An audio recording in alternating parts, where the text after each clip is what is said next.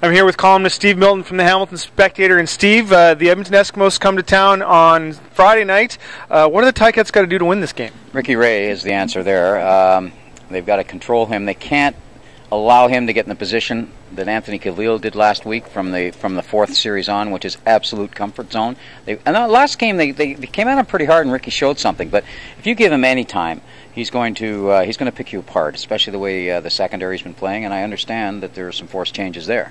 Yeah, there's going to be some changes. I think we'll see Ryan Hines potentially at safety. There's some questions about Markeith Knowlton. He's still on the roster, and I think he will play on Friday, but on the offensive line there's some issues as well. Marwan Hage out again this week, Belton Johnson in for Brian Simmons, and I think we'll see Aaron Kelly, the wide receiver, in for Bakari Grant. So it looks like they are sort of making some changes, some because they have to, and some because I think they want to mix things up and get a different look for Edmonton.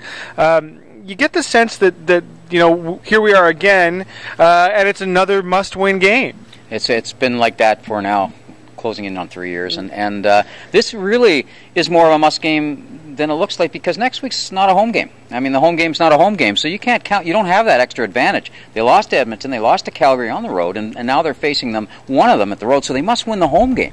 Or now you're fighting to get back to 500. And really, what's this team doing at that level, fighting to get back to 500? Really, even fighting to get one game over 500 is a great disappointment to most fans. Now, it's how you finish, not how you start and how you are in the middle, but that's another story, and we'll get to that when we get to later in the year. But right now, they can only do what they can do and what they must do, which is win this game. And they've got to. I can't emphasize enough. Anthony had a field day last week, and I pointed a lot of the problems there to the linebackers, and I think that group really has to come up big on Friday night. Make sure you check out Friday's Spectator for a full game preview. Also check out the excerpt from Angelo Mosca's new book, Tell It to My Face, written here by Steve Milton.